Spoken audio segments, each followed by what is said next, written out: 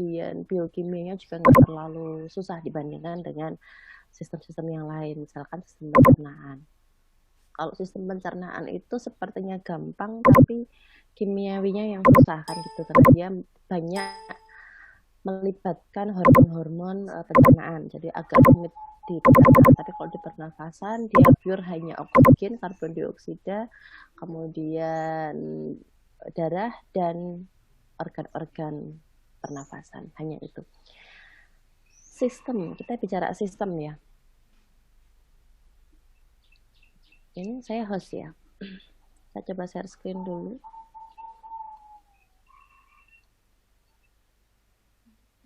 Oke, kelihatan semua ya?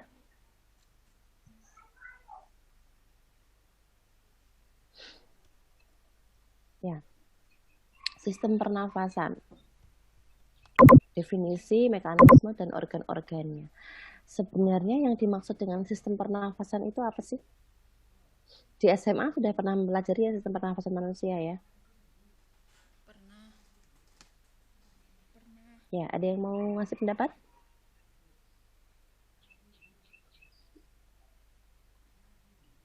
Silakan.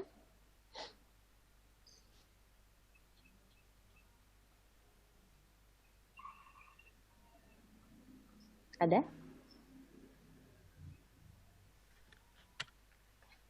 Bu, saya Bu. Ya, silakan. Namanya siapa, Mbak? Setianing Diana.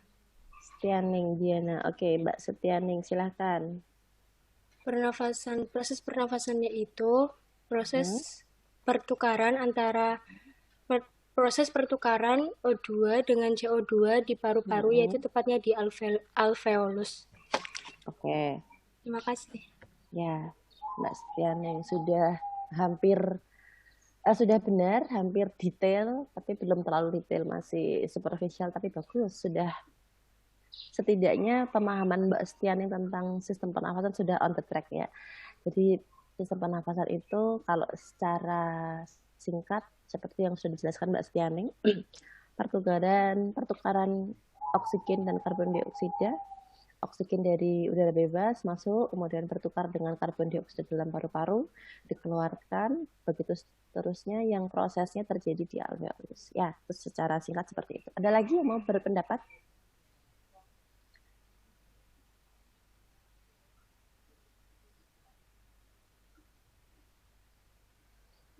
Kalau alat pernafasan, apa saja sih yang masuk dalam organ sistem pernafasan itu?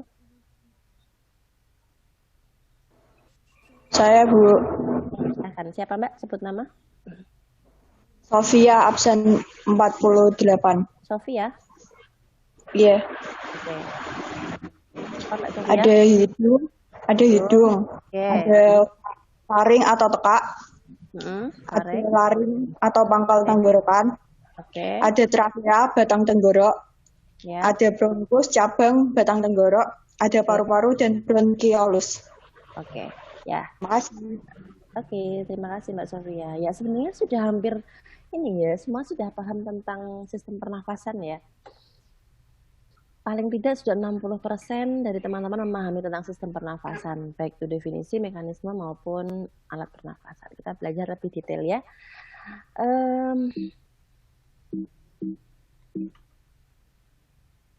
Oke, yang pertama,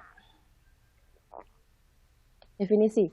Definisi sistem pernafasan yaitu suatu sistem, kalau yang namanya sistem itu kan berarti ada beberapa organ yang bekerja sama. Jadi kalau sudah yang namanya sistem itu tidak bisa dipisahkan, organnya nggak bisa bekerja sendiri-sendiri.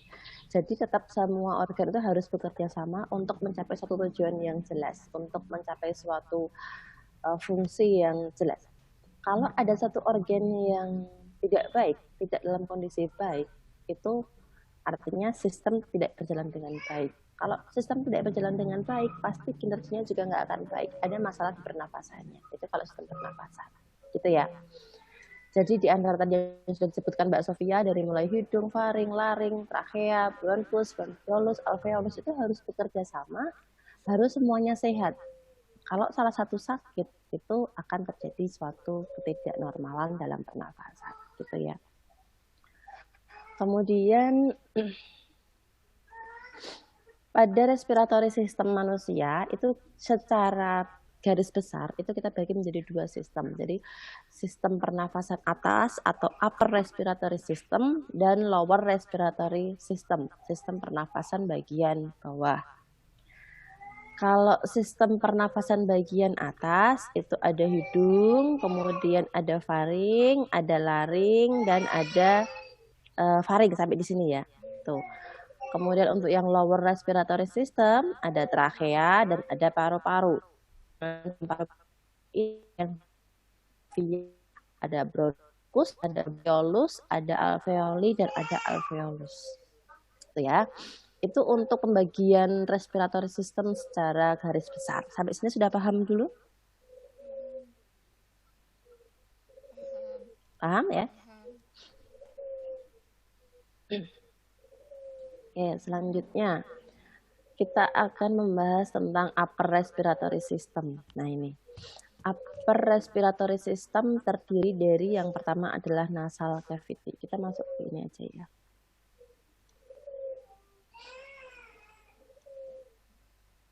Ya, ini adalah penampang manusia ketika dipotong secara sagital. Ya, dari depan seperti ini. Kalau dari luar, yang kelihatan kan hanya nasal cavity atau rongga hidung, gitu ya. Nah, kalau dibelah secara melintang akan menjadi seperti ini. Ini ketika dilepas kulitnya ya, ini. Jadi nasal cavity itu ini, nasal cavity atau rongga hidung. Rongga hidung itu terdiri dari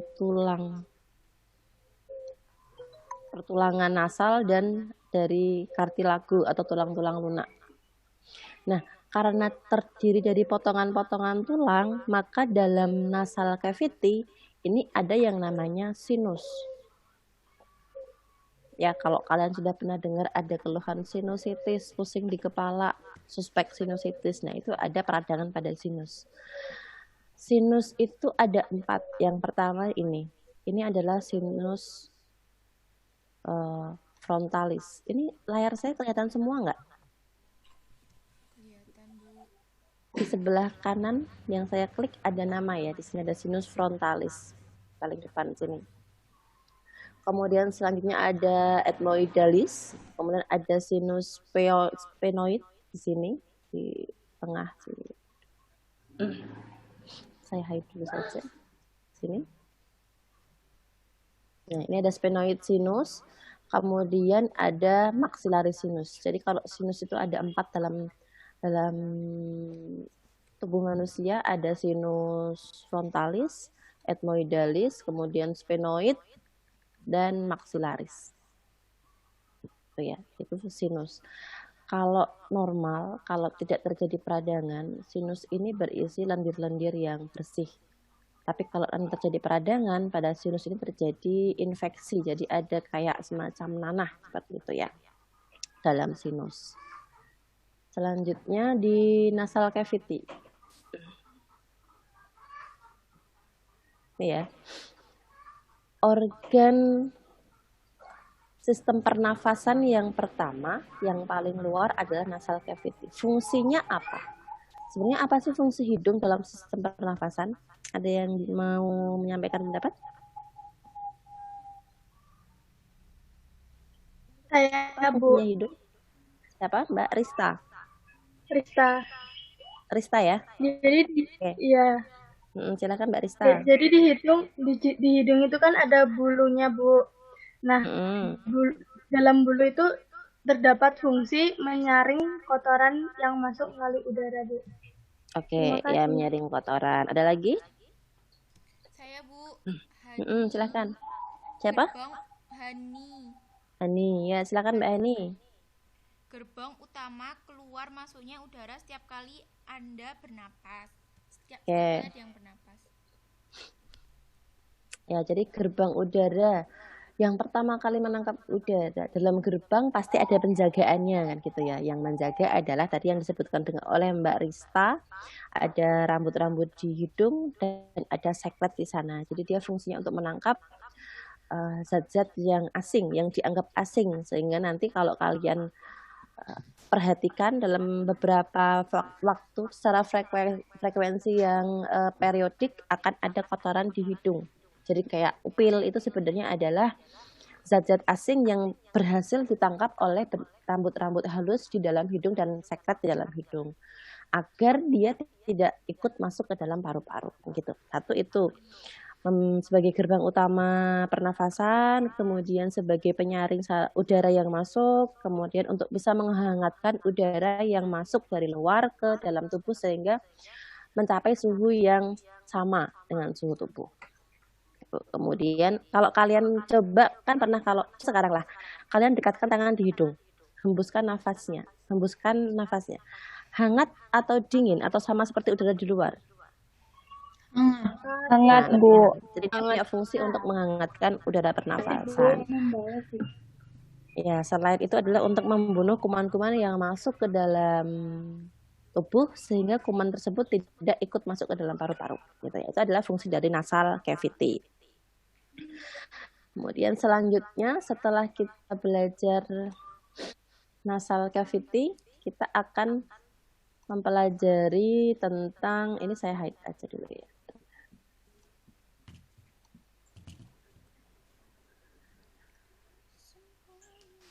Ya.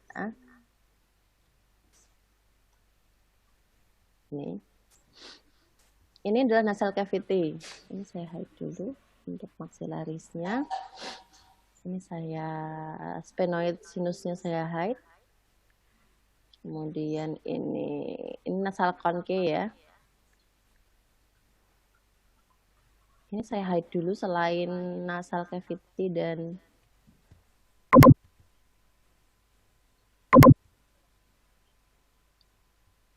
kalian lebih jelas, tidak rancu.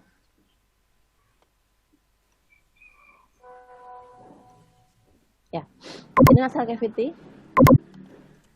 Ini adalah nasal conke. Jadi di sini ada seperti Maaf Ibu, tidak muncul di layar, Bu. Oh, tidak muncul di layar. Oke, sebentar ya.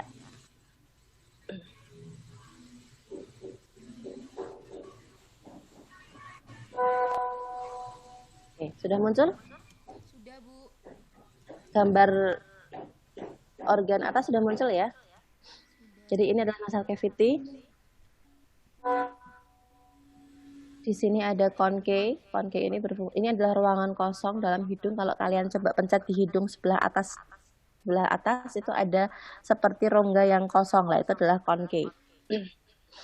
Kemudian selanjutnya ini adalah faring bagian atas. Ini nasofaring. Jadi faring itu terbagi menjadi 3 bagian. Satu nasofaring yang terhubung dengan nasal, nasofaring. Kemudian ada orofaring yang terhubung dengan rongga mulut atau oral cavity. Yang ketiga adalah laryngofaring. Jadi laryngofaring itu ada di bawah orofaring gitu ya.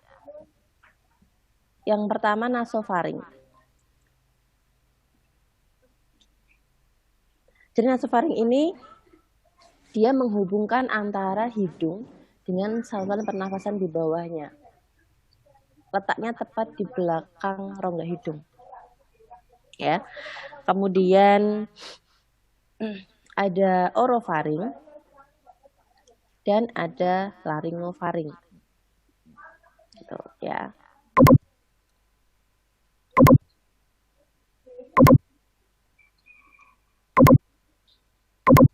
Jadi faring ini adalah tempat persimpangan, di laryngofaring ini tempat persimpangan antara saluran nafas dan saluran cerna. Itu untuk faring. Kemudian selanjutnya adalah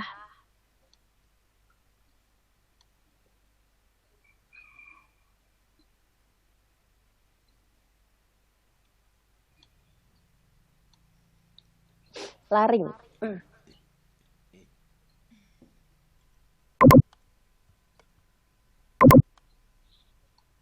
Setelah faring kita beralih pada laring. Laring ada di bawah faring.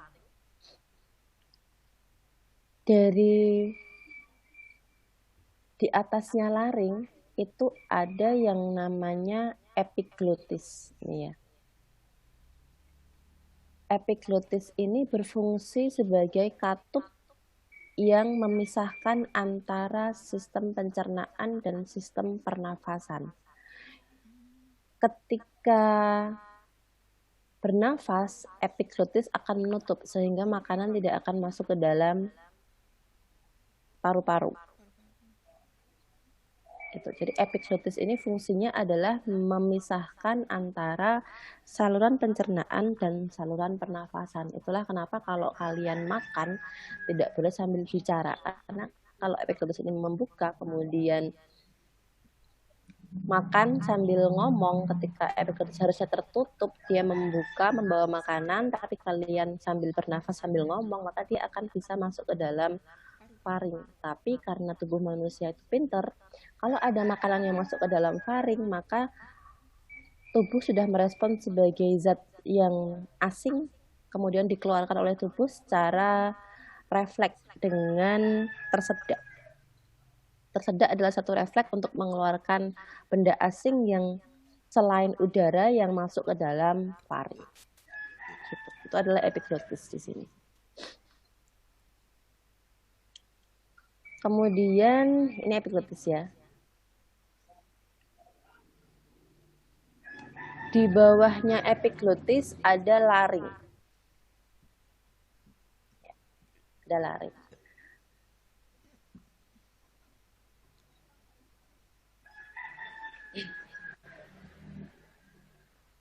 Laring ini, di dalam laring ada yang namanya pita suara. Jadi dalam pembentukan pita suara, laring sangat berperan penting untuk mengumpulkan udara untuk menimbulkan suara. Dalam laring ini ada pita suara. Nah, laring ini terdiri dari 5 tulang lawan atau 5 kartilagu. Salah satunya adalah tiroid kartilagu. Jadi dalam laring itu selain tiroid kartilagu, dia ada kartilagu arytenoid, krikoid, dan kartilagu epiglotis. Jadi ada 5 tulang lawan yang menyusun si laring ini. Mantap laring. Oke. Ini ya. Ada tiroid kartilagu, kemudian ada arytenoid, ada krikoid, dan ada epiglotisnya. Itu untuk laring. Sampai sini ada yang mau ditanyakan dulu?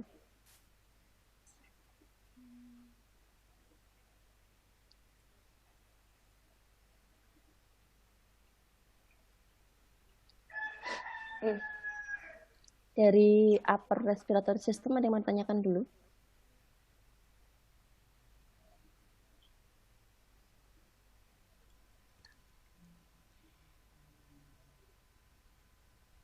Ada enggak?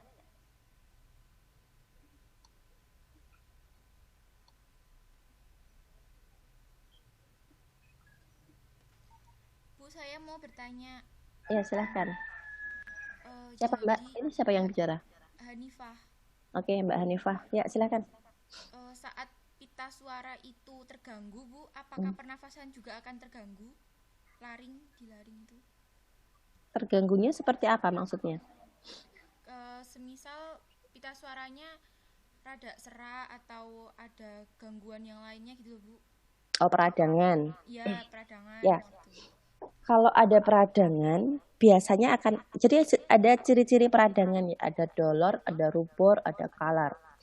Kalau kolor itu kan ada panas. Jadi dia pasti ada panas, dia pasti ada perubahan suhu, dia pasti ada pembengkakan. Itu adalah ciri-ciri infeksi. Kalau pita suara ada infeksi, itu biasanya akan ada efek panas dan bengkak di daerah laring, sehingga ketika dia menarik nafas pun dia akan terjadi suatu hambatan nafas. Mungkin ada sedikit sesak, ada nyeri tenggorokan, gitu ya. Makanya saya bilang kalau yang namanya suatu sistem itu semuanya harus sehat. Kalau ada satu bagian yang terkena suatu masalah, pasti akan ada dampak di sistem yang lain. Gitu. Terima kasih, Bu. Sama-sama. Ada lagi? selain Hanifah? Silahkan.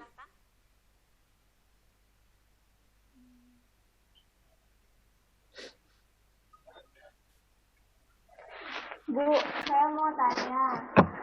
Siapa Mbak? Salma. Iya. Silakan. Itu fungsi-fungsi dari 5 tulang rawan tadi. Gimana? Fungsi dari 5 tulang rawan yang ada di lari. Fungsi dari 5 tulang rawan yang ada di lari. Oke. Ya, kalau tulang rawan itu kan fungsinya adalah melindungi bagian sekitar. Kenapa dia terdiri dari 5 tulang rawan? Karena memang ada beberapa bagian yang harus dilindungi di laring. Ada kelenjar tiroid. Kalau kalian raba, coba diraba di bagian leher. Ada kelenjar tiroid, bisa dirasakan di sana. Ada satu kelenjar yang kalau kalian bernafas, dia akan bergerak naik turun. Ada tulang lunaknya. Kerasa tulang lunak, tulang yang bisa digeser. Yang kalau laki-laki dia akan membentuk jakun. Ada yang dirasakan? Ada, Salma? Kerasa? Kerasa, Bu. Nah, oke. Itu adalah kartilagu atau tulang rawan. Tiroid kartilagu itu yang paling depan, yang ketika dia digoyang dia bisa bergeser. Lah, kenapa kok dia tulang rawan ada di leher? Kenapa nggak tulang keras? Kenapa dia harus kartilagu? Kira-kira tahu jawabannya nggak? Kenapa dia kartilagu yang ada di paling depan sini?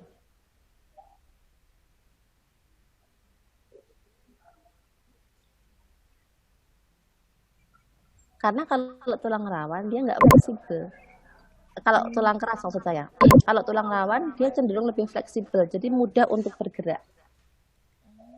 Kalau dia diberi di sini perlindungan untuk tiroid itu adalah tulang keras, jadi kalau 5 tulang yang membentuk laring tadi adalah tulang yang keras, maka di leher ini dia tidak akan bisa bergerak, nggak akan bisa mantuk-mantuk kayak gini, karena ini adalah susunan tulang rawan, sehingga ketika dia bergeser itu dia bisa lebih fleksibel, tapi dia bisa melindungi bagian di dalamnya lebih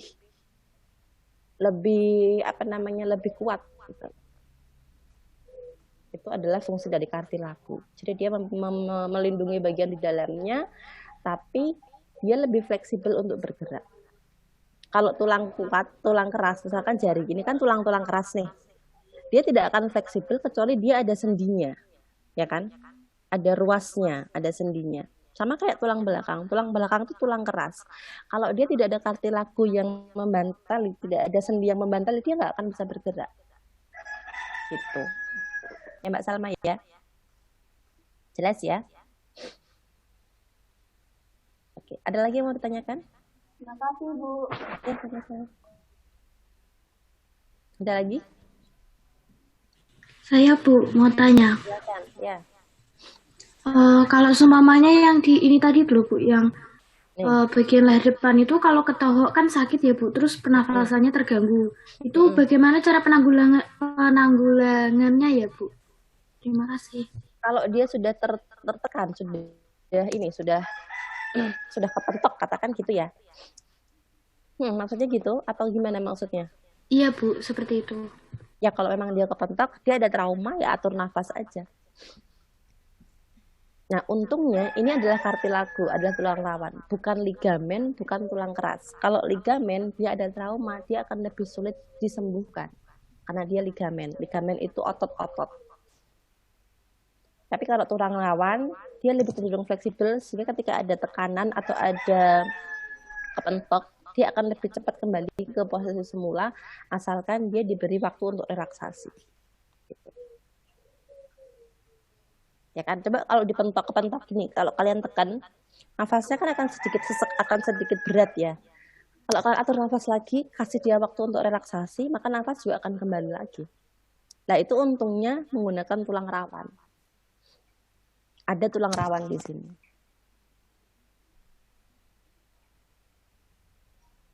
Tuh.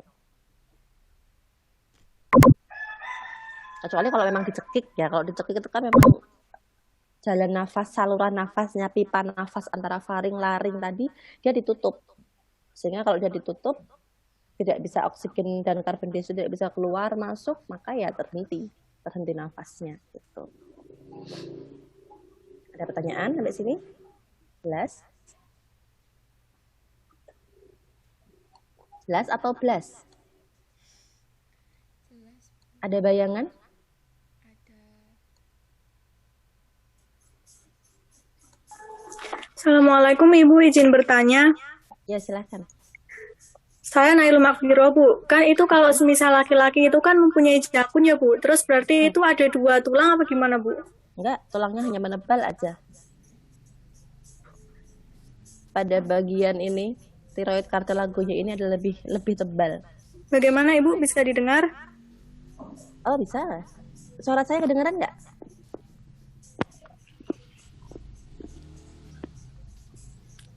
Mbak tadi siapa? Nahi. Siapa Mbak tadi namanya, Mbak?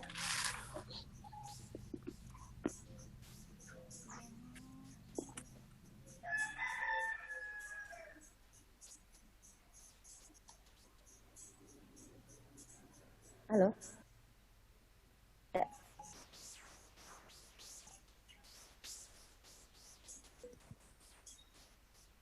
Ada suaranya nggak saya?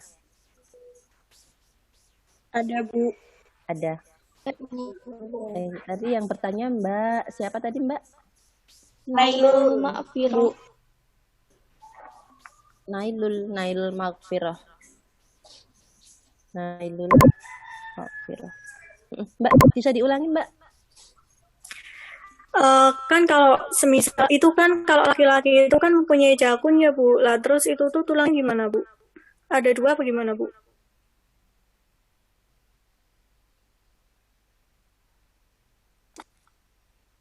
Jadi kalau jakun itu bukan satu tulang yang berbeda, tidak 2 tulang yang tidak dimiliki oleh perempuan, tidak. Tapi supaya ini kita bentuk laki-laki. Nah, pada laki-laki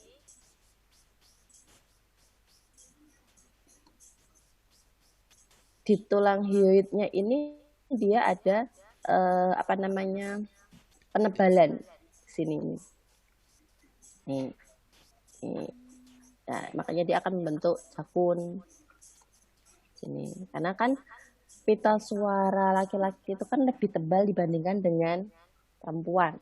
Makanya suaranya kan lebih berat, suaranya lebih tebal gitu ya. Maka di sini ini di tiroid membran ini dia lebih tebal, kemudian di hyoidnya ini dia juga lebih tebal sehingga akan muncul seperti jakun. Nah, jakun itu pada laki-laki kan juga tidak muncul secara tiba-tiba dari bayi gitu ya. Tapi dia ada perubahan, dia akan muncul ketika terjadi perubahan suara pada laki-laki. Nah, ketika terjadi perubahan suara, sudah matur, sudah dewasa, terjadi perubahan suara, terjadi penebalan pada ini. Tiroid membran dan hyoid osnya, lingual bone-nya ini menebal, sehingga suaranya yang dihasilkan menjadi lebih berat. Kan gitu. Ya kan, laki-laki itu kan ketika dia sudah dewasa, dia sudah mengalami pubertas, maka akan terjadi penebalan suara. Kenapa suara bisa tebal? Karena membrannya ini menebal, tiroid membrannya ini menebal, kemudian lingual bone atau hyoid osnya ini juga ikut menebal, sehingga akan terbentuk seperti jakun, seperti penebalan di sini. Gitu. Ada pertanyaan? Saya Bu izin bertanya. Silakan. Perkenalkan saya Kunta Epidekin Kamila, absen 56. Bu, saya kan pernah dengar kalau ada penyakit tumor laring. Nah, itu tuh ada kesalahan di bagian apa dan penyebabnya tuh bagaimana, Bu? Terima kasih. Kalau yang namanya tumor itu kan berarti dia ada patogenitas sel ya. Jadi ada sel yang berkembang tidak sesuai dengan fisiologisnya. Tumor, kanker, itu kan seperti itu. Ada sel yang harusnya dia nggak berkembang nih, tapi dia berkembang. Lah itu jadinya nanti tumor atau kanker, tergantung seperti apa perkembangan secara patologi anatominya. Gitu. Jadi tidak hanya tumor laring, jadi semua tempat yang ada selnya itu dia punya kemungkinan atau punya resiko untuk mengalami tumor dan kanker, karena ya tadi ada jaringan-jaringan selnya yang dia bisa berkembang secara abnormal ketika terjadi pemicu. Pemicunya apa? Bisa mutasi genetik, bisa lifestyle seperti itu. banyak makanan yang berpengawet, berwarna, itu dia akan membuat mutasi sel sehingga akan ada kemungkinan terjadinya tumor, kemudian kanker, kemudian kista. Nah, apa sih bedanya tumor, kanker, dan kista? Kalau kista, dia lebih pada cairan. Jadi sel-selnya itu berkembang isinya cairan. Tapi kalau tumor dan kanker itu lebih pada selnya berkembang dalam bentuk padat. Tuh. Jelas? Iya, Bu. Terima kasih. Sama. Jadi selama kita punya sel, ya selama itu pula kita punya kemungkinan untuk terjadi tumor, kanker, ataupun kista. Gitu. Kalau kista kan hanya ada bagian-bagian yang cairan. Jadi kalau dia memang sel yang padat, ya arahnya lebih pada kanker atau tumor. Tapi kalau dia selnya dalam bentuk cairan, itu arahnya adalah pada kista atau myom. Gitu. Ya. Pertanyaan lagi? Cukup sampai sini? Saya Bu izin bertanya. Mbak Karimatul. Silakan Mbak. Ya Bu. Kan biasanya ada orang yang bernafas juga tuh lewat mulut Bu. Apakah sama aja udaranya kan kalau di hidung tuh disaring, kok di mulut tuh disaring juga atau enggak Bu? Terima kasih. Ya sama-sama. Enggak, di mulut kita enggak ada saringan, makanya sangat dianjurkan untuk bernafas melalui hidung kecuali kalau terjadi sesak hidung. Jadi sesak hidung itu kalau di dalam hidung itu terjadi penumpukan sekret, itu kan sesak ya, nggak bisa dilalui oleh udara, makanya dilakukan suction atau penyedotan dari sekret tersebut. Tapi kalau tidak terjadi sesak nafas pada hidung atau gangguan pada hidung, ya tidak perlu bernafas melalui mulut karena tidak ada filternya di mulut. Kan mulutnya nggak ada rambut-rambutnya kan? Di mulut adanya adalah papila. Lah papila mulut fungsinya untuk apa? Untuk merasakan rasa, sensasi rasa. Gitu. Jadi fungsinya memang beda-beda. Oral cavity itu bukan menjadi bagian dari sistem pernafasan sehingga memang tidak secara fungsional memang tidak difungsikan untuk bernafas. Gitu. Hanya saja dia punya saluran yang ujungnya sama sehingga bisa juga buat bernafas, tapi tidak optimal dalam fungsinya. Gitu, Mbak Karimatul, apa namanya? Panggilannya siapa, Mbak? Ima. Siapa? Nia, Bu. Nia. Nia. Terima kasih, Bu. Iya, sama-sama. Ada lagi mau ditanyakan untuk upper respiratory system? Bu, mohon bertanya, Bu. Karena ini suaranya lembut sekali. Saya izin bertanya, Bu. Yulianita, oke, silahkan. Untuk prosedur tracheostomi itu dilakukan di mana ya, Bu? Dan untuk kerusakan bagian mana juga? Terima kasih, Bu. Ya, oke. Tracheostomi itu berarti dia dilubangi di bagian tracheanya. Ini yang kalian lihat di screen saya apa? Ini ya, tulang ya. Nah, dari sini. Nah, letaknya di mana yang tergantung kerusakannya. Misalkan dia ada luka, dia ada sumbatan di bagian laring, maka yang dilubangi ya yang di bawahnya laring. Di bawahnya bagian yang rusak. Kenapa? Untuk mensuplai agar tetap ada oksigen yang masuk ke dalam paru-paru. Tracheotomi.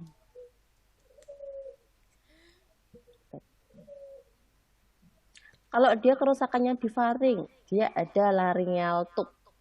Masukannya lewat mulut dibuka gitu. Jadi faringnya tertutup langsung ke laring. Jadi tergantung di mana kerusakan atau di mana adanya sumbatan. Kalau di hidung kan tadi bisa opsinya adalah 1 suction, 2 adalah pernafasan lewat mulut. Tapi kalau sudah di bawah mulut kan nggak bisa lagi mau pakai mana alternatifnya. Hanya ada 1 saluran, laryngofaring, laring, trachea, hanya ada itu. Lah kerusakannya di mana? Kalau dia ada pada laryngofaring, maka tutup laryngofaringnya dengan tracheal tube, dengan endotracheal tube, ditutup faringnya di kayak bentuknya kayak seperti ini. Jadi dia dimasukkan dalam mulut terus ditekan ke bawah sehingga faringnya akan tertutup, terus udara akan langsung masuk melalui laring.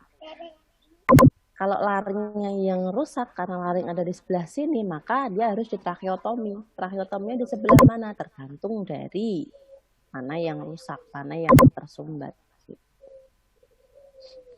Ada pertanyaan? Sampai sini jelas, Mbak siapa tadi? Yulianita, Mbak Yuli, panggilnya siapa? Sambil kita kenalan ya, kita belum kenalan tadi di awal. Ada pertanyaan lagi?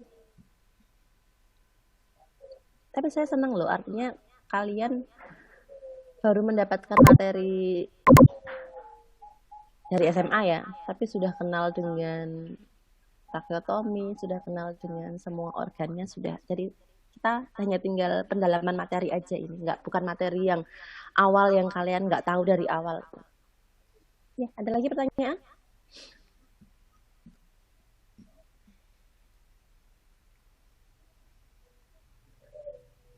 Ada?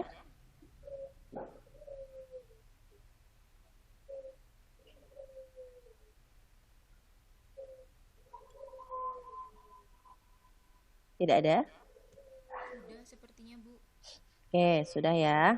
Kalau sudah, sekarang kita masuk pada lower respiratory system. Jadi lower respiratory system ini dimulai dari batang trachea. Batang trachea pada manusia dewasa rata-rata panjangnya trachea ini 9 sampai dengan 11 cm. Ini ya, trachea. Nah, pada trachea ini dia dilindungi oleh tracheal cartilaginous ring. Jadi cincin tulang rawan gitu ya. Banyaknya antara 16 sampai 20 ring tergantung dari panjangnya batang trachea dari masing-masing orang tadi. Gitu. Kalau ini saya masukkan, kalau saya sembunyikan kartilago ringnya, jadi seperti ini batang tracheanya. Tracheanya ya. Dia dilindungi oleh cartilaginous ring. Oke. Ada bayangan dengan trachea seperti ini?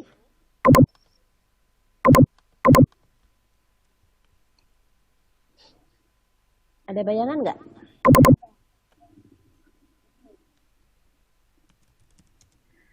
Bagian dalamnya trachea itu bukan hanya polos-polos saja gitu ya, bukan merupakan suatu batang yang hanya lurus aja gitu, enggak. Tapi di dalamnya trachea itu ada silia-silia dan ada sekretnya yang fungsinya untuk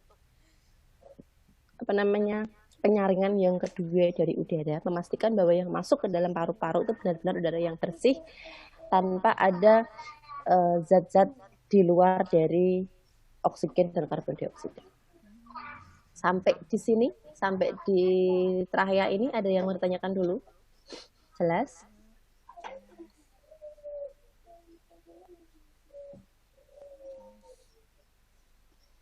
Jelas atau blast?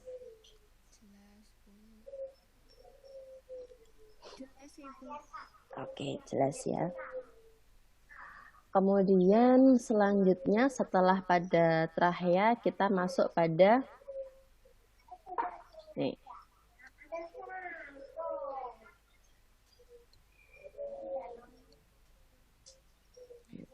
Ini adalah bronkus. Jadi bronkus itu ada 2 cabang, bronkus kanan dan bronkus kiri. Ya, ini bronkus. Di bronkus ini, pada bronkus masih dilindungi oleh cartilaginous ring. Jadi bronkus itu di luarnya masih dilindungi oleh cartilaginous ring yang sama dengan yang melindungi bagian dari trachea tadi. Sampai sini bisa dipahami? Bronkus. Oke. Kemudian setelah bronkus itu ada bronkiolus. Ada cabang-cabang lagi. Ini bronkiolus, yang cabang-cabang ini. Dari bronkiolus, masing-masing bronkiolus di ujung-ujungnya ada alveoli. Contohnya adalah seperti ini.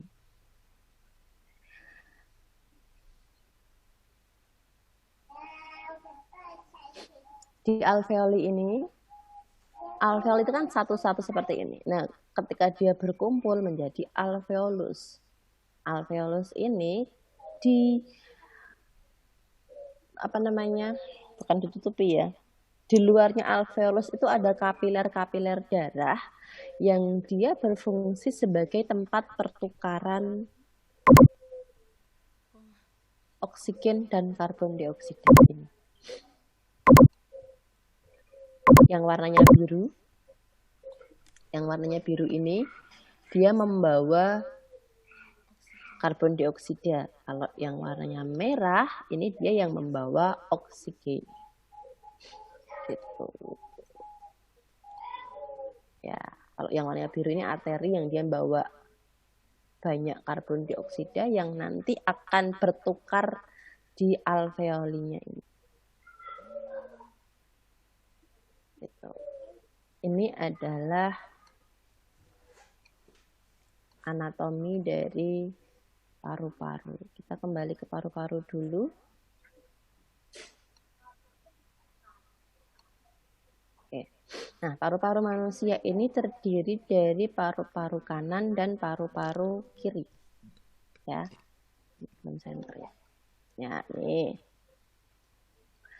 Pada paru-paru kanan ini terdiri dari 3 lobus. Lobus superior, medial, dan inferior.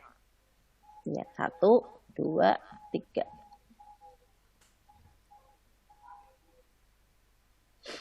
Kemudian di bagian paru-paru sebelah kiri hanya ada 2 lobus. Lobus superior dan lobus inferior. Dalam lobus ini dia ada segmen-segmennya. Kalau segmennya kanan dan kiri ini sama, ada 10 segmen. Kalau di yang kanan, di superior ini dia ada 5 segmen, di media ini dia ada 2 segmen, di inferior ada 3 segmen. Kalau di sebelah kiri ini superior 5, inferior 5. Di setiap segmen itu ada lobus-lobus lagi. Nah, di dalam lobus-lobus itu ada banyak bronchiolusnya. Gitu.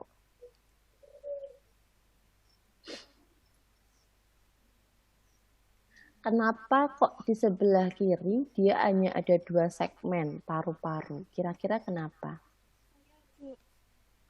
Mana? Silakan. Siapa Mbak namanya? Di kiri, Yulianita, Bu. Oke, Yulianita. Karena di kiri ada jantung, Bu. Ya, karena di sebelah kiri ada space yang disiapkan untuk jantung di sini. Ya, ini ada jantungnya. Coba kita lihat ya, yang dia ada jantungnya.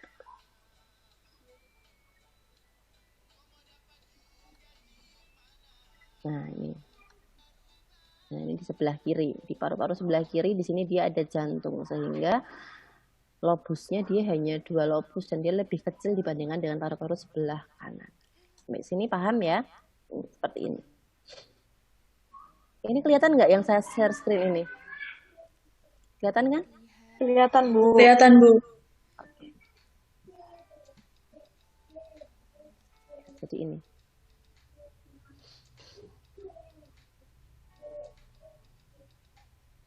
Ini adalah respiratory system. Sampai sini paham? Ada yang mau ditanyakan dulu? Bu, saya izin bertanya. Ya, silahkan. Saya Putri Dias Agustina, absen 32, Bu.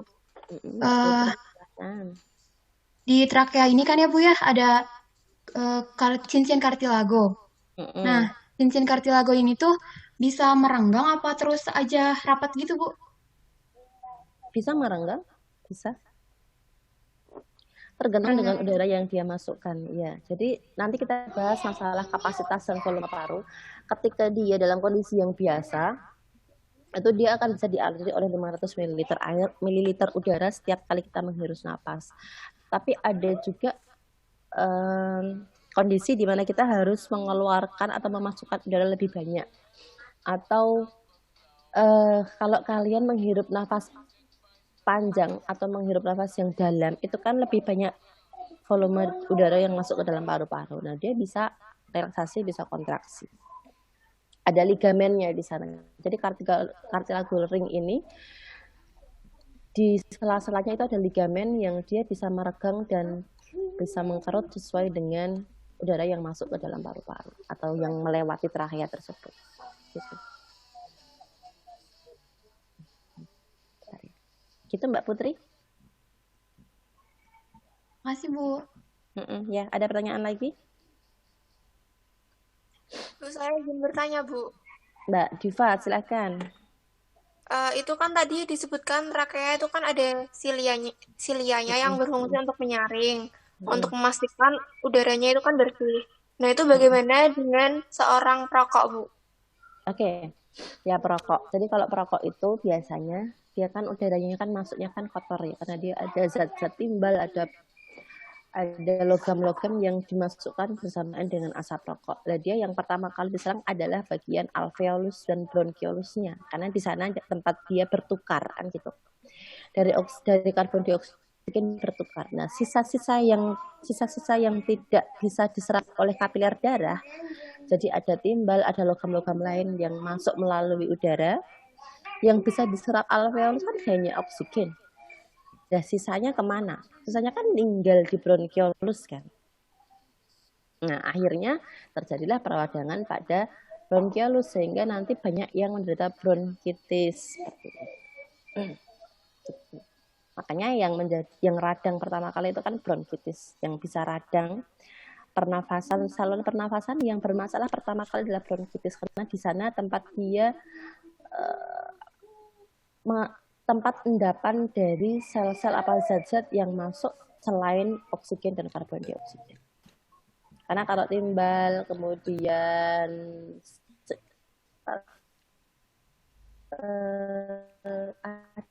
nikotin dan lain sebagainya itu kan bukan merupakan bagian dari udara yang akan terserap oleh kapiler darah, sehingga dia ditinggalkan di bronkiolus. Mengendap di bronkiolus. Kalau mengendap kelamaan, dia bukan merupakan benda yang lazim atau dia dianggap sebagai benda asing, maka tubuh akan menganggap dia sebagai zat asing, kemudian menciptakan antibodi. Sehingga akan terjadi infeksi di sana, peradangan di sana. Gitu. Sampai sini paham? Ada yang mau tanyakan dulu? Bu, saya mau tanya. Silakan Mbak Salma. Bu, kalau misalnya yang pas tes kayak kepolisian gitu kan dicek di ronsen yang bagian sini. Nah, kalau untuk yang perokok itu kan teman saya tanya, loh kok kamu ngerokok? Nanti apa bisa pas di scan itu? Katanya, ya bisa lah, kan ada caranya. Nanti katanya caranya kayak tarik nafas, gitu terus nanti di scan. Tapi itu katanya beneran nggak kelihatan, itu gimana? Oh, nggak, sebenarnya tetap akan kelihatan ketika dia terjadi masalah seperti bronkitis tadi ya. Kalau bronkitis tidak bisa ditipu. Jadi gambaran pada CT scan, nah saya coba tutup dulu ya. Nah ini kan serabut-serabut halus ya. Bronkiolus ini kan serabut-serabut halus. Jadi kalau nanti pada CT scan tuh gambarannya seperti akar serabut. Jadi putih-putih seperti itu. Nah, ketika dia jadi bronkitis, ada peradangan pada bronkiolus, dia akan melebar. Bronkiolusnya akan melebar sehingga gambaran pada CT scan itu terjadi pencitraan yang satu lebih tebal, dua lebih serabutnya itu lebih besar-besar gitu loh. Ketika dia harusnya hanya garis-garis putih kecil, tapi dia menjadi lebih tebal dan lebih besar penampangnya. Itu akan kelihatan. Apalagi dia tarik nafas panjang, kan kalau kita CT scan untuk paru-paru itu kan kita harus tarik nafas panjang, kemudian nahan nafas, sehingga paru-paru itu membuka. Nah, itu akan lebih kelihatan lagi. Makasih ya, Bu. Tapi kalau memang dia belum terjadi peradangan pada bronkiolusnya, ya masih aman-aman aja. Gitu, ya. Ada pertanyaan lagi?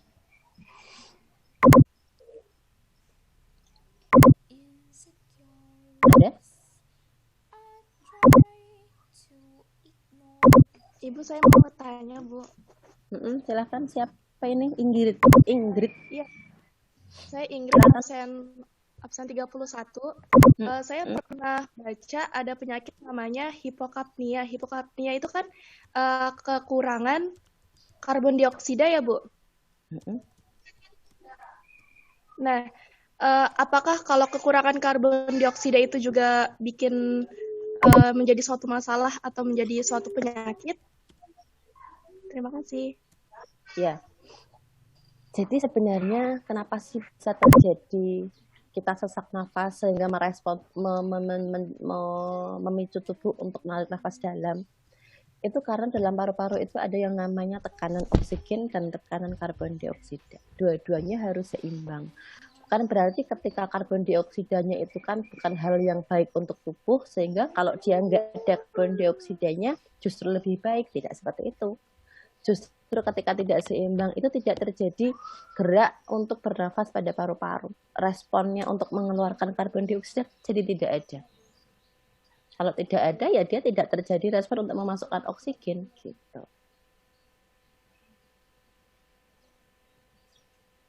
Jadi sebenarnya proses kita bernafas, kita secara spontan bernafas itu terjadi ketika tekanan oksigen dan tekanan karbon dioksida itu seimbang. Ketika tekanan karbon dioksidanya naik, maka dia bernafas untuk diturunkan. Mengambil oksigen untuk tekanan karbon dioksida atau PCO2-nya diturunkan, sehingga balance lagi. Kalau tekanan O2-nya yang naik, maka dia dikeluarkan karbon dioksidanya. Seperti itu terus. Kalau ada satu tekanan yang turun, ya nafasnya akan terganggu, akan gagal nafas. Karena nggak ada respon untuk bernafas, nggak ada, oh ini oksigen saya kurang, terlalu banyak karbon dioksida dalam paru-paru sehingga dia dikeluarkan, menarik lagi oksigen. Kalau karbon dioksidanya kurang kan otomatis tubuh akan merasa bahwa oksigennya cukup dalam paru-paru sehingga dia tidak mengeluarkan apapun sehingga tidak ada yang masuk. Gitu. Ya Bu, terima kasih. Ya. Sebenarnya tubuh itu simpel kok. Ketika dia seimbang semuanya, ya sehat. Paham sampai sini ya? Seimbang semuanya, sehat. Jadi bukan berarti ketika sesuatu yang baik untuk tubuh itu, ketika dia suplainya berlebihan ke dalam tubuh menjadi lebih baik, tidak. Contohnya vitamin. Vitamin C aja yang gampang. Kan baik ya buat tubuh. Tubuh perlu vitamin C. Tapi berapa kebutuhan tubuh? Hanya 40 mg vitamin C dalam setiap harinya. Itu sudah cukup untuk memenuhi kebutuhan vitamin C dalam tubuh. Tapi ketika dia digelondor 1000 gram, apakah dia juga baik bagi tubuh? Ya tidak. Yang terserap ya hanya 40 mg tadi. Sisanya kemana? Sana kemana kira-kira? Ke ginjal.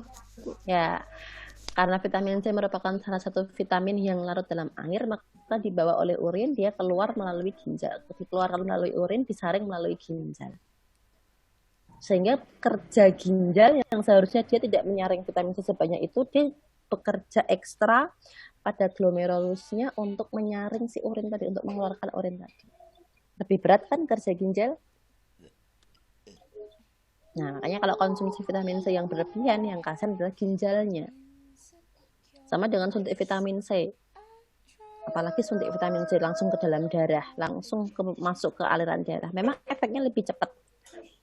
Lebih cepat apa? Lebih cepat segar, lebih cepat sehat, lebih cepat putih. Karena kalau kalian, vitamin C itu kan fungsinya untuk memboost pertumbuhan dari kolagen dalam kulit.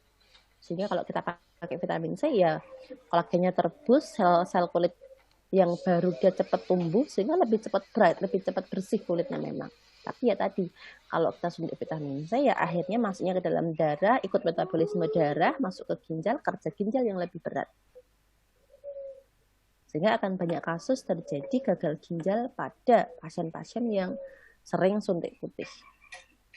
Sampai ada kejadian anak remaja, masih SMA kalau nggak salah, meninggal karena gagal ginjal karena riwayat dia sering suntik vitamin C yang ada kolagennya.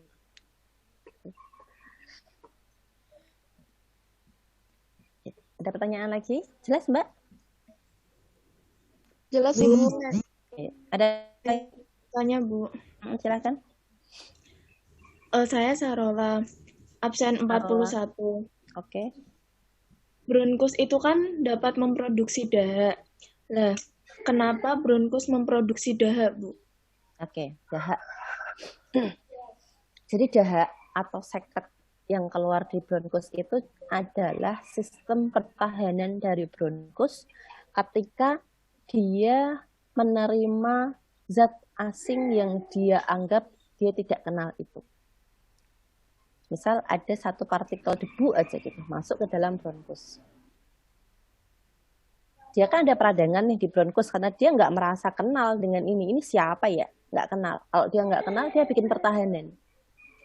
Pertahanannya dengan apa? Dengan cara melok si zat yang tidak dikenal tadi dengan sekret. Yang kemudian dikeluarkan dengan mekanisme batuk dalam. Jadi ketika ada sekret, ketika ada dahak, itu berarti ada suatu peradangan di saluran nafas, entah di bronkus, di bronkiolus, alveolus, entah di mana, pasti ada peradangan. Satu itu. Kemudian kenapa kita kalau ada dahak pasti ada batuk? Kan nggak mungkin kita ada dahak, kita diam aja nggak batuk.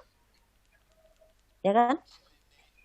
Nah, kenapa? Karena batuk merupakan suatu mekanisme tubuh, mekanisme fisiologis tubuh yang dilakukan oleh tubuh untuk mengeluarkan tadi zat yang dia kenal tadi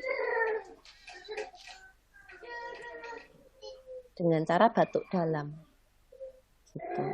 Makanya salah satu spesimen yang diambil untuk melihat apakah terjadi infeksi apa dalam tubuh, dalam paru-paru itu adalah spesimen dahak sputum. Itu untuk mengetahui infeksi apa, bakteri apa, kuman apa, virus apa yang menginfeksi paru-paru sehingga akan menegakkan diagnosa penyakitnya. Apakah dia tuberkulosis, apakah dia hanya bronkitis biasa, apakah dia ada bahkan COVID-19 pun yang diambil adalah sekret dari trachea faring-laringnya. Hanya kan kalau kita pakai swab itu kan yang dimasukkan bukan hanya sekedar sampai pada nasal cavity tapi sampai pada faring-laring. Untuk apa? Untuk mengambil sekret yang sebenarnya. Gitu. Sampai sini paham? Makasih, Bu.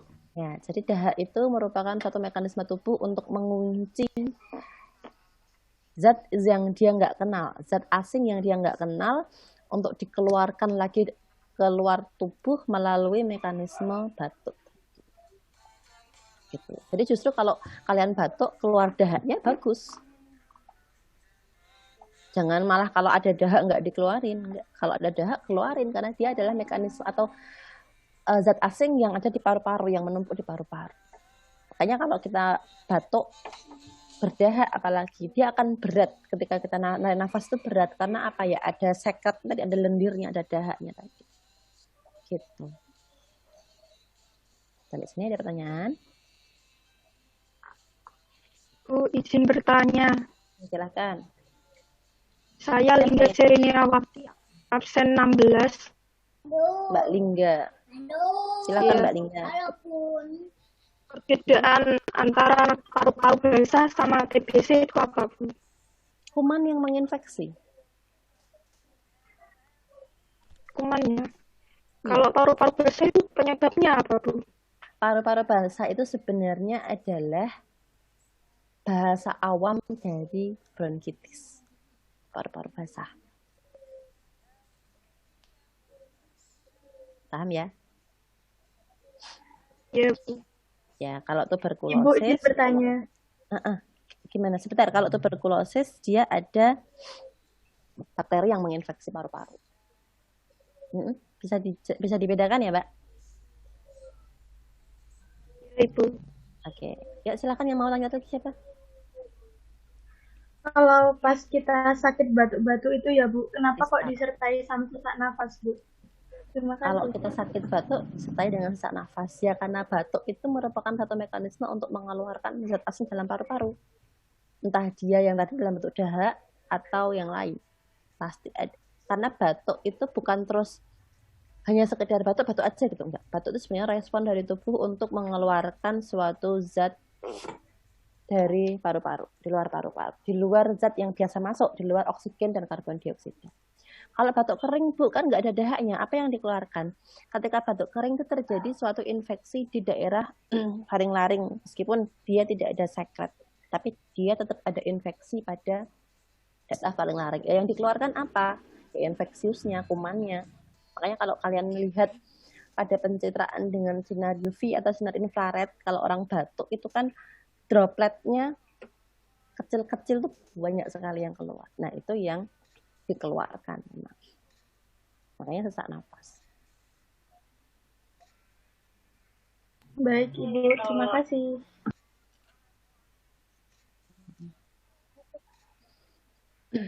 Ada lagi?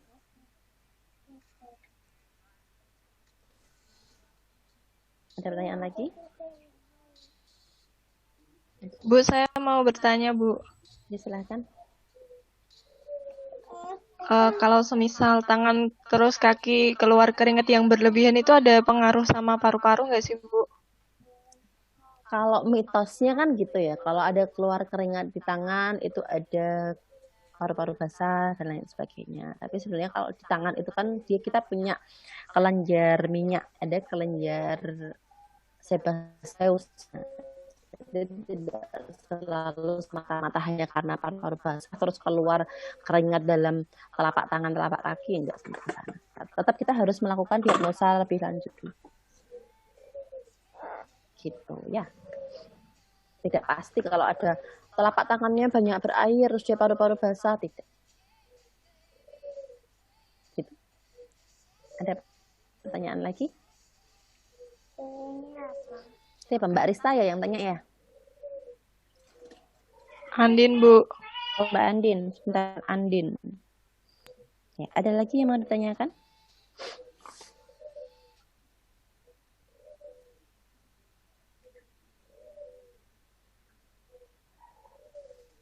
Ini ada yang chat, siapa ya? Tadi saya nggak buka chat.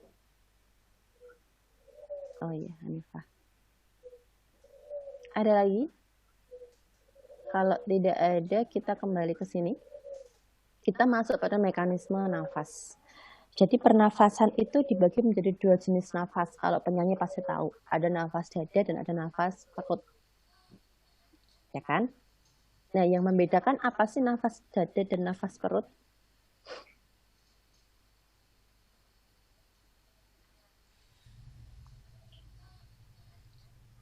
Diafragmanya, Bu.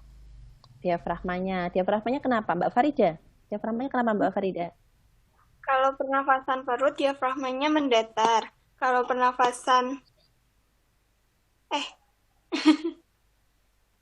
diafragma itu terjadi di pernafasan perut. Kalau pernafasan dada itu tulang rusuknya yang terangkat. Oke. Jadi paru-paru itu dibatasi oleh tulang rusuk dan oleh diafragma. Bagian depan samping itu dibatasi oleh tulang rusuk, bagian bawah dibatasi oleh diafragma. Ya. Ada 2 jenis pernafasan dada. Pernafasan dada itu terjadi ketika tulang-tulang rusuk ini berkontraksi sehingga dia terangkat, rongga paru-paru menjadi lebih lebar sehingga dia akan terjadi pernafasan. Darah akan masuk. Sedangkan kalau pernafasan perut, ini diafragma yang asli kan seperti ini bentuknya. Cembung ke atas seperti ini. Nah, kalau dia berkontraksi, maka dia akan mendatar, kemudian rongga paru-paru, rongga dada akan lebih luas, sehingga paru-paru bisa inhale, bisa memasukkan udara. Cara masuk, terjadi pernafasan. Gitu ya. Itu jenis pernafasan, mekanisme pernafasan. Sampai sini ada yang mau ditanyakan, ada yang mau didiskusikan dulu? Silakan.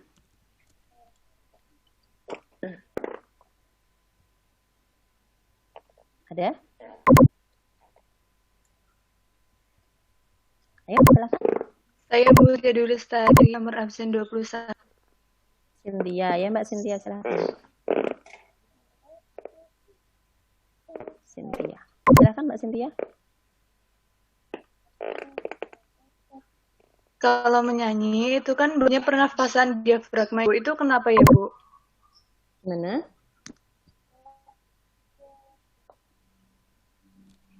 Kalau menyanyi pakai nafas diafragma, pakai nafas perut. Kenapa? Karena dia lebih stabil suaranya. lebih stabil dan lebih panjang nafasnya. Gitu. Ya.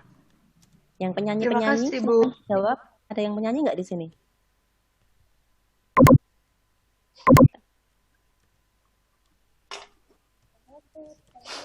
Sudah cukup? Ada pertanyaan lagi sampai di sini?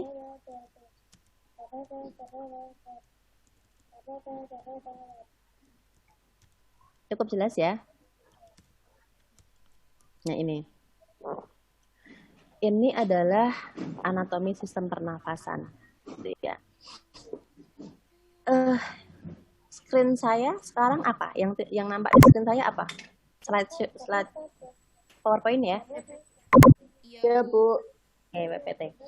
Jadi pada bagian atas itu ada hidung atau nasal cavity, ada faring, ada laring. Pada bagian bawah ada trachea, bronchus, bronchiolus, alveoli, alveolus. Sampai sini jelas ya?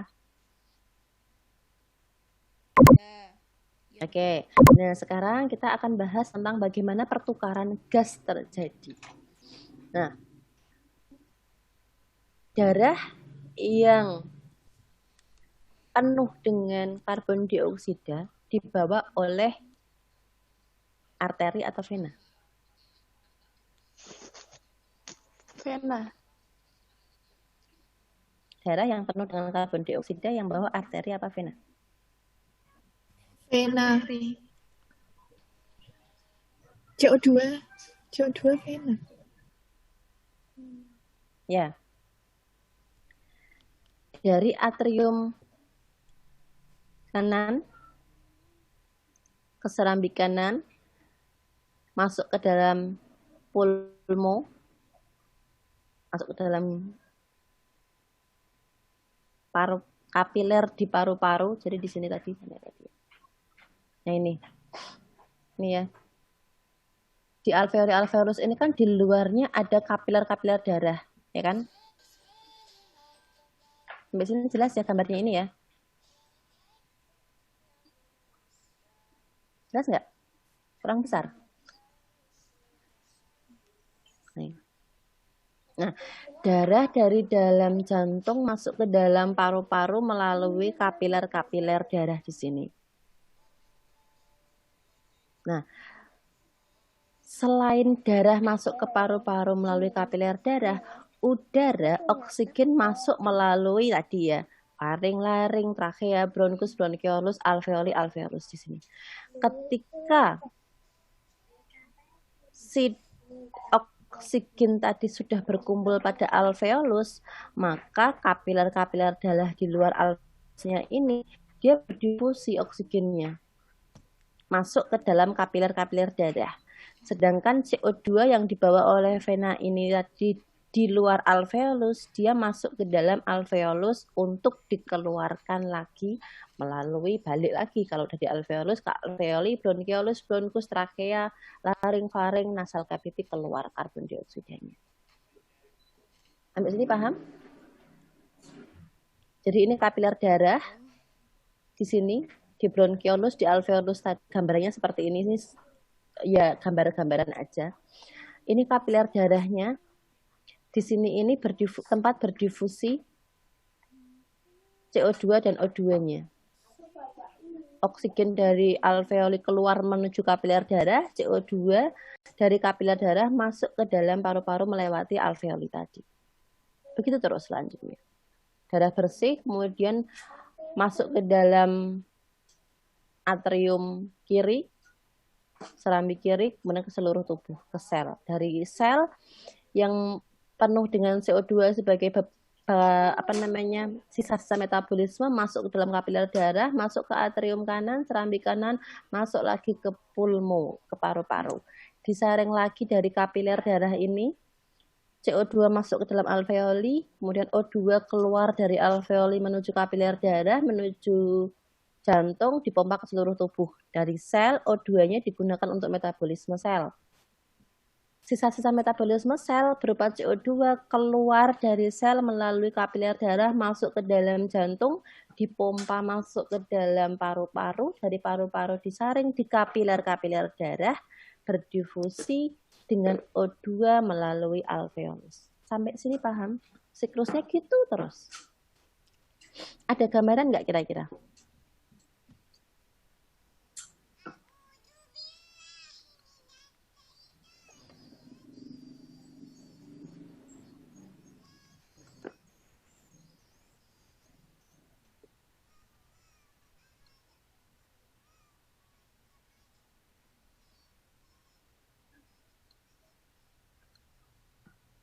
Coba ya.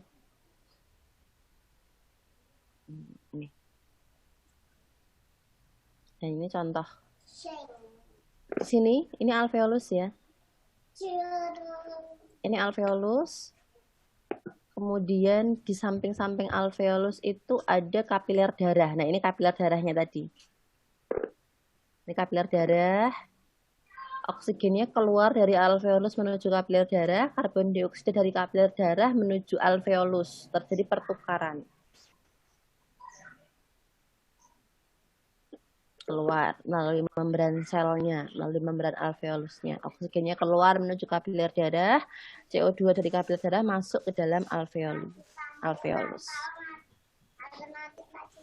Atau ini ya kamu.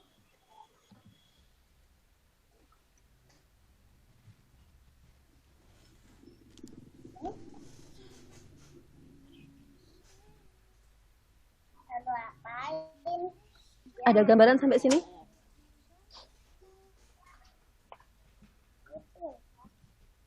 Ada gambaran?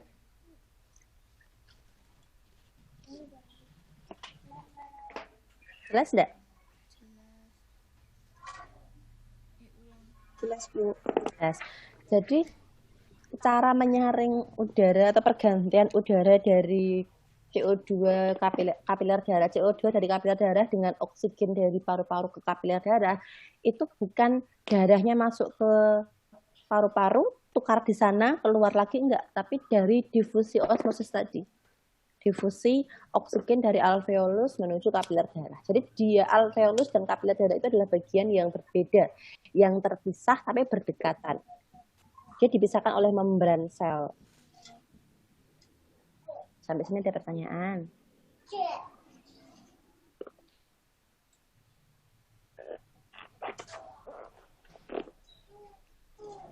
Ada pertanyaan nggak? Jelas nggak? Jelas atau bingung? Jelas. Nah, jelas. Oke, kalau sudah jelas, kita kembali ke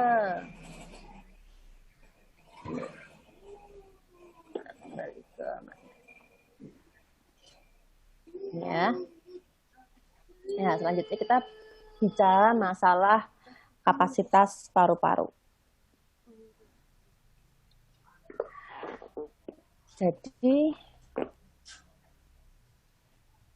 volume paru-paru, volume yang bisa ditampung oleh paru-paru itu ada volume tidal, volume cadangan inspirasi, volume cadangan ekspirasi, dan volume residu. Volume tidal paru-paru itu diukur dengan cara kalian nafas biasa. Kalau kalian nafas biasa, yang masuk ke dalam paru-paru itu adalah volume tidalnya. Kalau kapasitas maksimal paru-paru itu antara 4,5 sampai dengan 5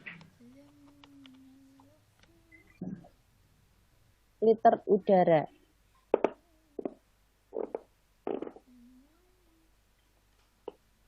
Ya. Kemudian yang masuk itu sekitar 500 ml udara. 500 cc udara itu masuk melalui nafas biasa kalian. Penghuniku selalu bertambah, nggak pernah berkurang. Apakah aku setan? Apa enggak cicak? Coro?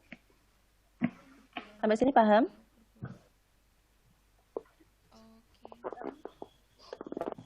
Paham ya?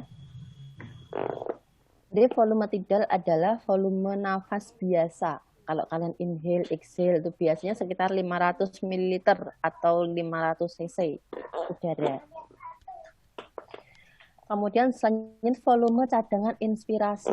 Volume cadangan inspirasi itu adalah volume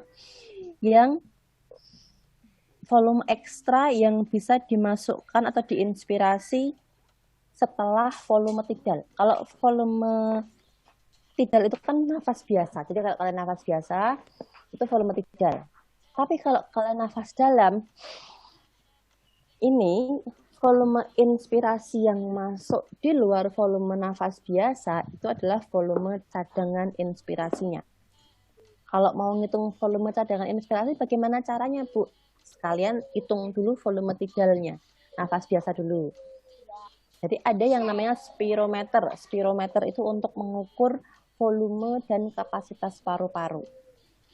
Spirometer. Kalian nafas biasa dulu. Itu berapa udara yang masuk. Itu volume tidal, inhale-nya. Kemudian volume cadangan inspirasi ketika kalian menarik nafas dalam, nafas panjang. Jadi itu dikurangi dengan volume tidalnya, volume yang masuk, volume inspirasi yang masuk ketika nafas biasa. Itu adalah volume cadangan inspirasi. Biasanya sekitar 3000 cc udara yang masuk ke dalam paru-paru di cadangan inspirasi. Kemudian volume cadangan ekspirasi adalah volume cadangan udara yang bisa dikeluarkan setelah volume tidal. Jadi ketika kalian nafas biasa kan? Nah, mengeluarkan nafas dalam dan cepat. Jadi kalau kalian keluarin nafas biasa kan, nah ini, nah, itu volume yang dikeluarkan melalui nafas dalam tadi dikurangi dengan volume tidal menjadi volume cadangan ekspirasi. Sampai sini paham nggak bedanya? Nah, biasanya yang volume cadangan ekspirasi ini hanya sekitar 1100 sampai dengan 1500 cc. Terus sisanya kemana, Bu? Kan yang masuk 3000. 3.500. Volume cadangan 3.000, volume tidal 500, 3.500. Kok yang keluar hanya 500 dan 1.100 sampai 1.500. Jadi masih ada sekitar 1.000 sampai dengan 1.200 cc udara dalam paru-paru. Terus kemana sisanya? Sisanya merupakan volume residu, volume udara yang tetap tinggal di paru-paru. Sampai sini paham?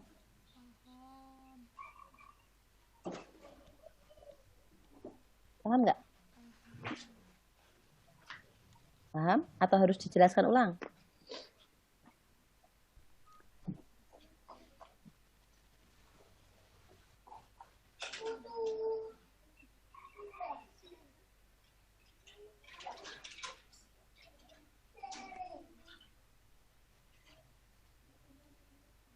Gimana? Ibu bisa tolong dijelaskan ulang yang volume cadangan ekspirasi tadi, Ibu? Oke. Sekarang coba kamu keluarkan nafas biasa. Keluarkan nafas biasa. Sudah? Sudah ya? Tadi yang tanya siapa sih? Yang tanya? Nabila, Ibu. Iya, Ibu. Nabila. Sudah. Ya, Nabila. Sudah ya dikeluarkan nafas biasa ya, Nabila. Terus sekarang kamu tarik nafas panjang. Sudah? Oke, hembuskan cepat kuat. Nah, kira-kira volume udara yang keluar sama dengan volume udara yang kamu keluarkan secara spontan tidak? Biasa tidak? Atau lebih banyak? Oke. Sekarang kamu tarik nafas biasa. Nafas biasa. Sudah? Sudah. Oke, keluarkan nafasnya. Jangan nafas lagi, jangan tarik nafas lagi, tapi keluarkan lagi. Masih ada sisa nggak? Masih ya. Nah, sisa cadangan udara yang kamu keluarkan setelah kamu keluar spontan tadi adalah volume cadangan ekspirasi. Sampai sini paham ya? Paham, Ibu. Nah, oke, jadi kalau kalian keluarkan nafas, sudah kan?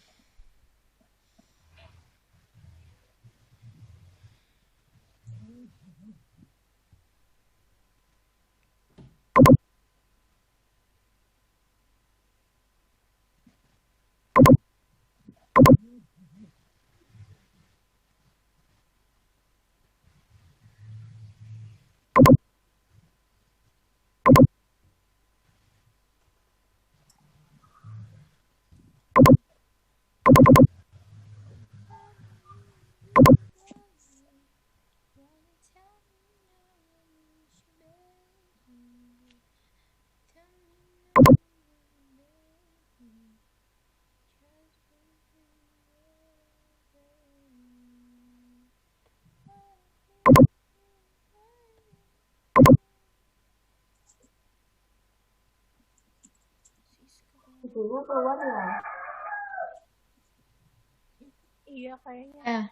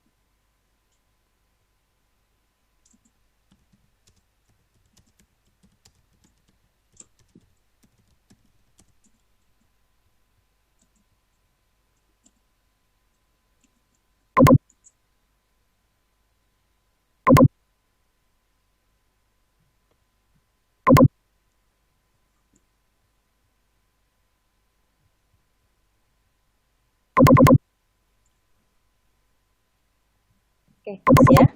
Ada yang mau tanyakan dulu?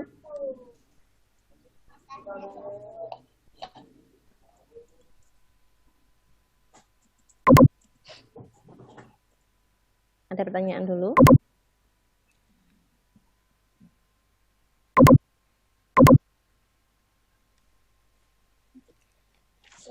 Tidak ada?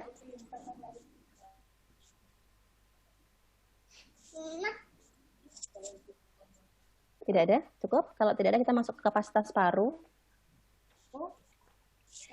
Kapasitas paru itu ada empat kapasitas yang biasanya dihitung sesuai dengan kebutuhan. Yang pertama kapasitas inspirasi, yang kedua kapasitas vital, yang ketiga kapasitas paru total, dan kapasitas residu fungsional. Ini kebalik ya harusnya. Kapasitas residu dulu, baru kapasitas paru total. Ya, pemahamannya lebih.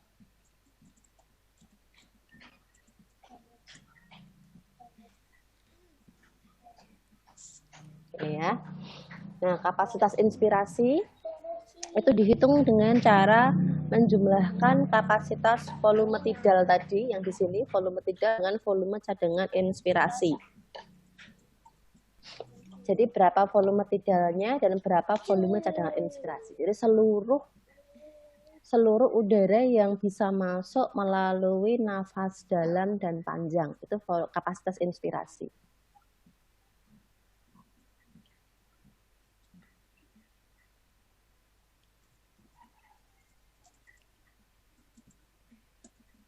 Sampai sini paham?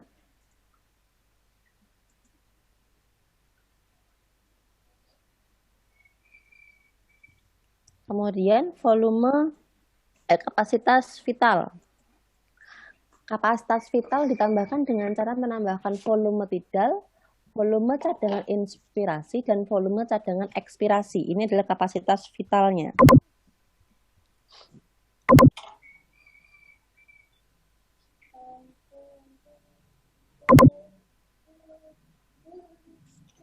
Kemudian untuk kapasitas residu fungsional, itu menambahkan volume residu dengan volume cadangan inspirasi. Jadi volume udara yang masih bisa masuk setelah volume tidal tadi.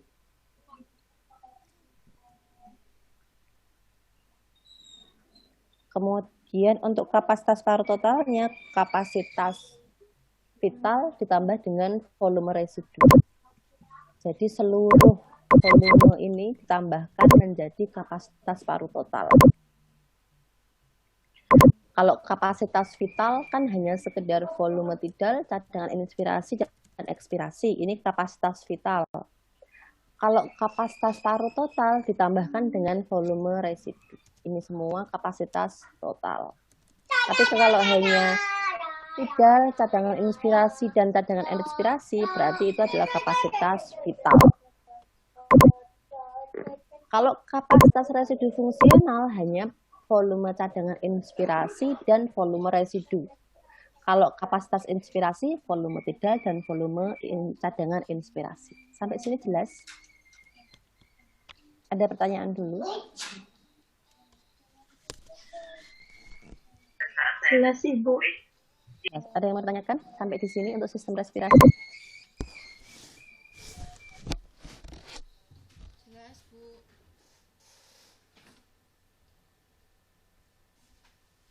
Ada pertanyaan?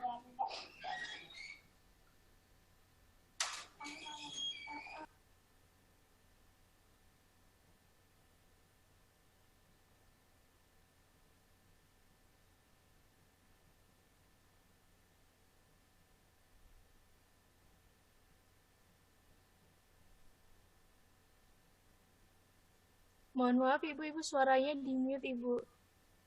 Oke, kalau cukup, kalau sudah. Kemarin Bu Marni ada penugasan tidak?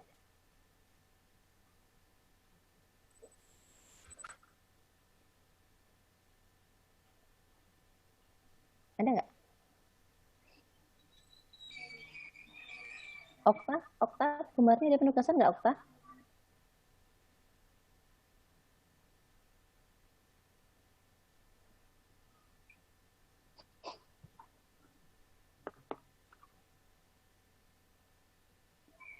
Ada? Ada penugasan?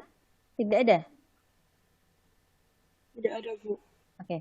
Sekarang kalau tidak ada penugasan, saya beri penugasan untuk diri kalian sendiri. Nggak perlu dikumpulkan, hanya di foto aja penugasannya. Bikin mind mapping. Pernah bikin mind mapping? Pernah, Bu. Oke, silakan bikin semenarik mungkin, sekreatif mungkin, yang membuat kalian mudah untuk mengingat tentang sistem respirasi. Silahkan terserah mau dibikin seperti apa, mau bikin seperti buku, mau bikin seperti komik, mau bikin gambar apa, terserah kalian, mind mapping kalian sendiri untuk menggambarkan tentang sistem respirasi. Gitu ya. Nanti di foto aja, kumpul foto, kemudian file fotonya diberi nama, mau dibikin video juga nggak apa-apa, terserah kalian. Di file fotonya atau file videonya diberi nama, kemudian nanti dikirimkan ke saya. Boleh melalui PJ, di-emailkan ke saya, dibikin RAR. Boleh melalui PJ aja ya, biar saya juga nggak bingung yang kompilasi di email. Ya.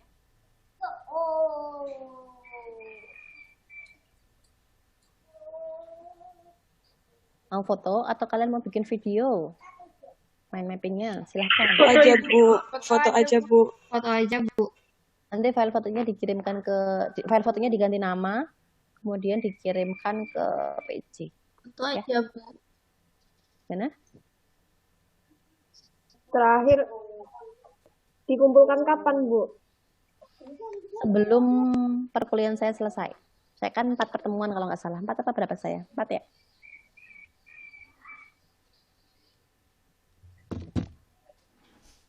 Nanti tiap materi kita bikin mind mapping. Jadi kalian nanti kalau belajar ujian akan lebih mudah belajarnya. Ya, itu ya. Berarti satu materi satu mind mapping, toh, Bu? Ya, satu materi satu mind mapping. Jadi nanti kalau saya 4 materi ya kalian bikin 4 mind mapping. Tapi kan untuk kalian sendiri, nggak dikumpulkan ke saya. Ya, biar kalian belajarnya gampang, terus inget terus materinya. Gitu nggih. Kalau tidak ada pertanyaan, saya akhiri sampai di sini.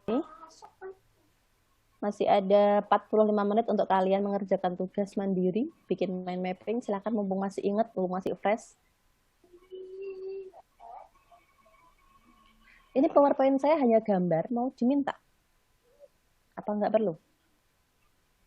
Boleh, Bu. Mau, Bu.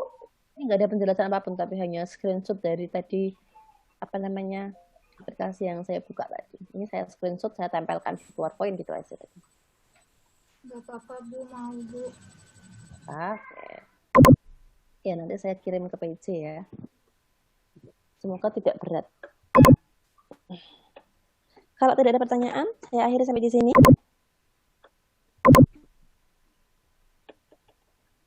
Ini yang tidak masuk berapa? PJ-nya tadi diidentifikasi nggak temennya yang nggak masuk? Tadi ada satu yang izin ke saya, nggak bisa datang. 57. Total berapa tadi? 50 berapa, Mbak? Iya, Bu, 57. 57. Ini 56, berarti pas ya satu yang nggak masuk. Oke. Kalau sudah, saya akhiri sampai di sini. Kalau masih ada pertanyaan, masih ada yang mau didiskusikan, silakan dihubungi saya langsung, boleh. Atau besok di pertemuan yang akan datang. Terima kasih. Assalamualaikum warahmatullahi wabarakatuh. Waalaikumsalam warahmatullahi wabarakatuh. Terima kasih, Bu. Terima kasih, Bu.